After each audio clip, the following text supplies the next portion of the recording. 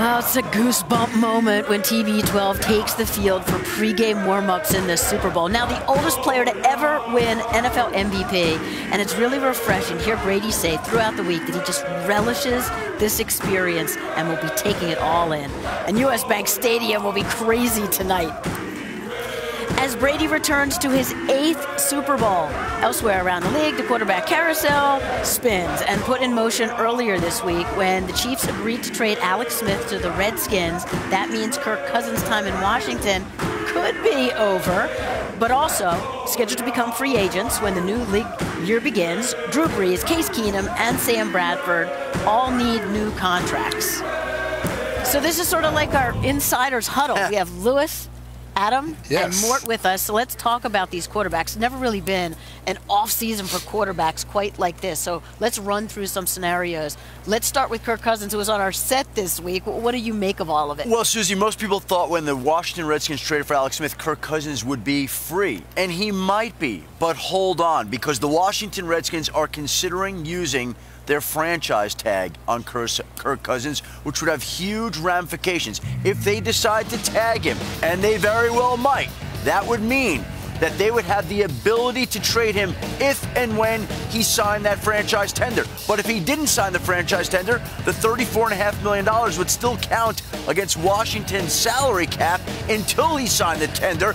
It creates an off-season stare down and a real possibility that Kirk Cousins won't get to go where he wants, when free agency begins. Oh, I watched him sign that tender for $34.5 million. Well, then he can be traded where they want him to go. More Drew Brees, his head coach, GM, they all say they'll get a deal done. Is it 100%? Yeah, you can't be a franchise. Yes, they've all weighed in. Drew Brees, Sean Payton, Mickey Loomis, they've all said he'll be back. He won't break the bank. I think that's the key thing. Now, remember, the Saints were very interested in drafting a quarterback. Patrick Mahomes was on their radar last year, so I wouldn't dismiss them drafting one, but Drew Brees back there, he thinks this is a Super Bowl contender for a couple of years. He wants to be a part of it. And Adam, right here in Minnesota, the Viking situation seems complicated. Start with Case Keenum. Well, Susie, first things first, they have to figure out who their offensive coordinator is going to be before they decide on a quarterback. They want to keep Case Keenum. They always can use the franchise tag, but they will look out there. They did have a conversation with Kansas City about Alex Smith, and we'll see what direction they want to go. Again, they'd like to keep Keenum. They'd like to keep Bridgewater. I think Sam Bradford,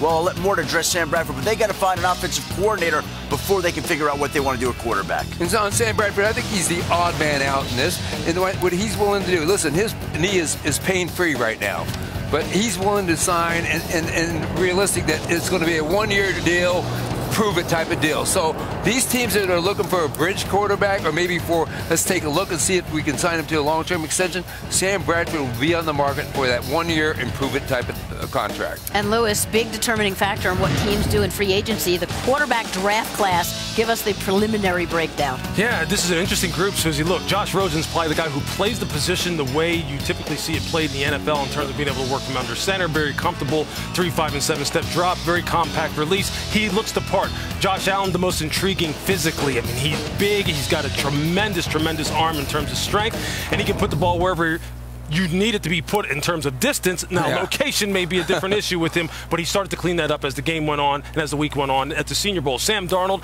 is a guy who's kind of like the Brett Favre type, the kind of guy who really plays off schedule a lot. And many times you wonder, why are you doing some of the things that you're doing? And then you see the end of the play and you go, okay, well, I'll take that. And then there's Baker Mayfield, who personally is my favorite because I think when it comes time for 11 on 11 and you need your quarterback to make plays, Baker Mayfield is that guy. And then in practice, he showed that down at the Senior Bowl. I'm telling you, situational football, we've talked about it, right? Yes. Red zone period down there, Baker Mayfield was on fire in practice. And you had the rest of the team just rallying around him. And I know there were some very interesting GM types who, when he got up to take his reps, who were all of a sudden inching a little bit closer to him and trying to see what he was all about. So this is going to be a very intriguing draft class. Here's an interesting development. Scott McCloughan, who's recognized as one of the top talent evaluators in the league, who was dismissed by the Redskins for a cause, supposedly, in March, officially joined the Browns Saturday without an announcement as their personnel consultant for the 2018 draft. He has said he thought Mayfield would be the right guy in this draft. Now, They have not settled on a quarterback. They're going to go through a process, but John Dorsey, the GM there, has kind of assembled this all-star cast of personnel guys, with Scott McCloughan participating yesterday in their full scouting session through this draft. Good thing that they have an all-star cast, because they have picks 1, 4, 6 of the first 65. And 12 overall.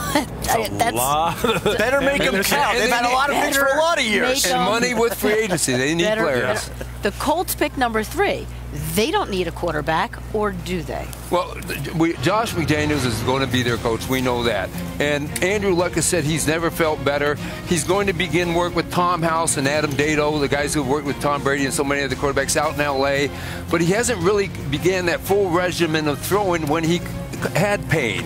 He believes he's worked through that. However, there are people in the medical community who are familiar with his case, and I'll quote one of them. He's gambling on getting well against a lot of doctors' advice, which means they believe he still needs corrective surgery.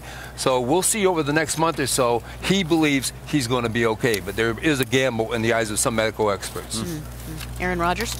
They have had some discussions down a deal that would make him the highest paid quarterback in the league. Deal's still a long way up. I would think if that deal gets done, it gets done shortly before this season. It'll be a whopper. Ooh, well, he hit Radio Row this week and kind of created some waves by saying, if it happened to Brett Favre, it can happen to him, that if he wants to play a long time, reality is it may not be in Green Bay the whole way. He wasn't very happy Alex Van Pelt is no longer his quarterback coach. No, he wasn't, was he? It's going to be very intriguing, isn't it? Still ahead.